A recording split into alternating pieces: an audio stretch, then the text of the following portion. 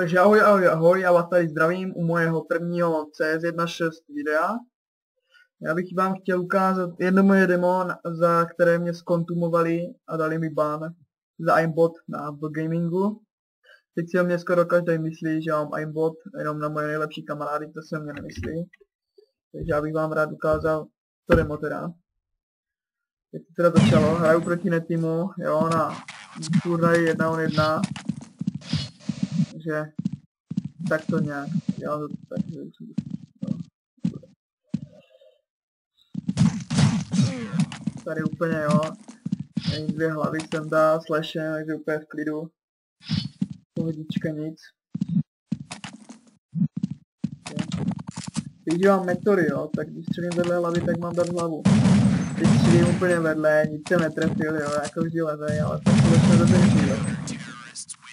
No, takže 1-0 pro Netyho, dal mi hlavu. Teďka jsem věděl, kde je. No, střelil jsem vedle a nic prostě, jo, tak mám asi aimbot. Ne? Teď jsem si dal takovou náhodu, protože jsem viděl, že tam zalezl, tak jsem kempil, jdu tam a dám taky tam hlavu.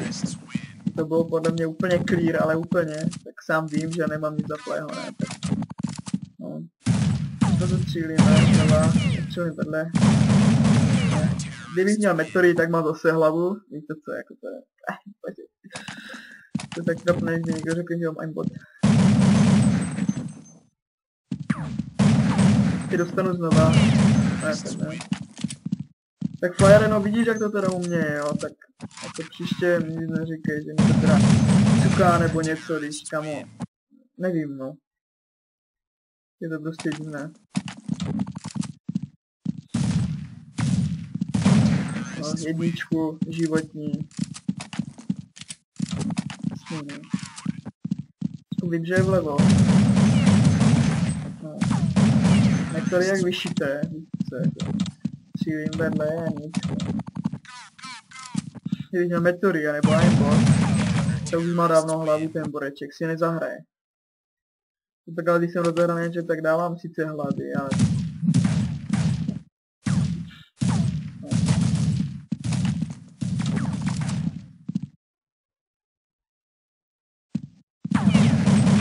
Říkej mi prý, že střelím do těla a dám mu hlavu.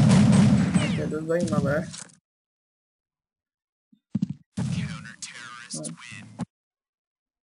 4-6, ne, pro Netyho. A teď si začínám rozehřívat, a teď. Ne, tak až po druhém kolu, no.